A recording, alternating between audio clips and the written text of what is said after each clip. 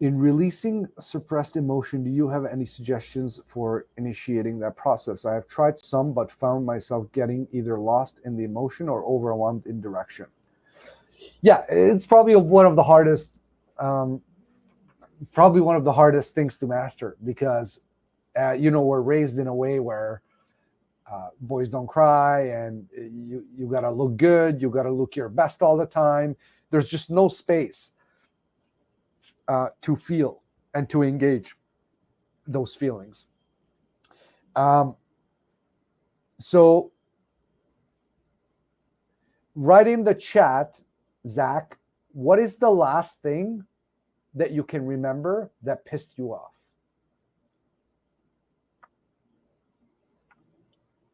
Yeah, and just while he's doing that, the other component of what makes it difficult is there's bullets at play, right? Like you touched on it with respect to we're raised to suppress emotions. We're raised to, hey, that didn't hurt. Um, I'm stronger than that. And the manifestation when you're a kid that something hurt or didn't hurt is whether you cry or not. Right? So we tend to, it's built in over time. We were talking about it earlier with respect to habits and habits being developed and reinforced over time. Like not crying is one of the huge ones in relation to how boys are raised and men operate. So Mm. Come on, Zach, waiting for you. What's like the last thing that pissed you off? Anything that got you like triggered. You must have something. Otherwise, you wouldn't be listening to us, and you wouldn't have marriage challenges if nothing triggered you. Okay, Zach is not putting anything in. So, anybody else, put something in, and I'll help answer Zach's question through an example. So, tell me one thing that any of you got triggered about lately. What's something that triggered you? Something your wife said, something your wife did. I'm just keeping it in the context of marriage.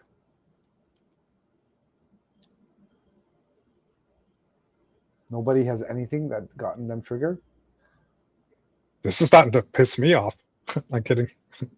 Criticism from my father, Mike Winger said. Okay, but be specific. What did your father criticize you? Okay. Okay, great. Quinston. Okay. My wife. Is So my always wife out. complaining Yeah. that I don't communicate well. Okay. And so I'm going to go back to Zach's question. So my wife's complaining that I don't communicate well. Okay. So when your wife says that, it hurts you. And the label that you have given yourself starts to go to work. And because it hurts you, um, there's certain behaviors you start to execute as a result of that. And a lot of the behaviors, or very common behavior that men would execute in this case, is avoidance. They try to restrict communication with the wife because they have been told that they're not good at that. But the hurt that you experience, the key to doing emotional work is that the hurt that you experience, you actually confront it instead of trying to avoid it. Your survival behavior forces you to not look at the hurt, to not feel the hurt. It's trying to protect you. It's kind of like bodyguards at a club, right? A bouncer at a club lets you in the club, or they don't let you in the club. Okay, so anger, which is a defense mechanism a lot of the times against this hurt, right? Because when your wife criticizes you and tells you don't communicate well, it's frustrating and it gets you angry. And oftentimes it might lead to arguments, and you might try to convince her that you are good at communication, or you might ask, well, why am I not good in communication? What can I do better? And she's not answering you. And then that gets you frustrated, right? There's a lot of frustration and anger. So you want to be able to be in a private place when you actually do emotional work, and you want to lead with letting out the anger, the frustration, because until you do that, you won't have access to the hurt. Anger's purpose is to protect access to suppressed hurt. It's a protective emotion, and it fuels a lot of the survival behaviors. So one way to do that is, Quinston, let's say you go to your garage. 5-6 hours have gone by since your wife criticized you. You go to your garage and you replay your wife criticizing you. And you can even go back to other times when she criticized you around communication that may have been more potent or that rile you up more. And you actually want to be able to feel the frustration and the anger around that. And you want to express it. You want to go deep. You want that anger to take over you. That's why you're in a private place, so that you're able to actually do it in a way where it's safe, right? You can't do this at the gym, right? Because people are around and you just won't go as free with your emotions. And you'll emote it. I'll give you an example. I have a kickboxing bag in my garage. So whenever I'm doing emotional work and I feel anger, I put it out on the bag, okay? The key thing is you want to feel the anger and then emote it.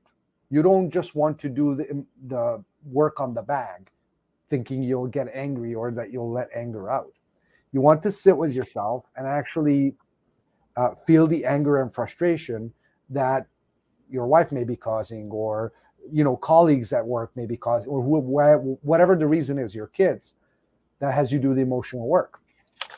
And when you've emoted all of the anger out of your system, it will give you access to hurt, to suppressed hurt. And that has to be emoted as well. And the way that looks like is actually letting it all out. You're actually grieving it out like a 5-year-old, right? Snot all over your face, crying, sobbing, whatever that may look like. Okay, but it's actually the 5-year-old's suppressed hurt that you're letting out is just coming out of an adult's body. This gives you permanent change. You do this consistently around your insecurities and you get rid of them. What will happen is you'll start to notice a higher level of confidence. You'll start to see that things your wife or kids are saying triggering you less. You'll feel lighter, okay? And you'll start to notice other people who have the same insecurity, and it's going to become very clear to you that they're behaving certain ways that you used to behave, and you're going to be able to see your old self in them. John, anything you want to add? And again, it's no different to training a muscle. And I think men need to, you touched on it earlier. It's one of the most challenging components of the program because of all those habits, all the upbringing, all the I think the shame and embarrassment often associated with expressing emotions. So it takes time to develop that emotion. It takes time to develop that capability and that muscle to actually do emotional work. So, but every time you attempt it, irrespective of how far into it you go, you're chipping away. Like the consistency is what's important. Consistency of, okay, I'm going to go do it, and I'm going to go try and do some emotional work, or I'm going to try and tap back into what was it that annoyed me 5 hours ago when I was with my wife in the car and the kids were screaming in the back. But it's making that effort. It's making that consistent effort and recognizing, okay, it's going to take some effort. It's going to take some time. It is a new muscle that I'm trying to develop. No different to if you just started a bench press in the gym. You're not going in there and doing 1,000 pounds. Like, you just wouldn't do it, right? Yeah. You start even with no weights on the bar, most likely, just to, hey, I just need to get my routine correct, my form correct. And it's no different when trying to train this muscle.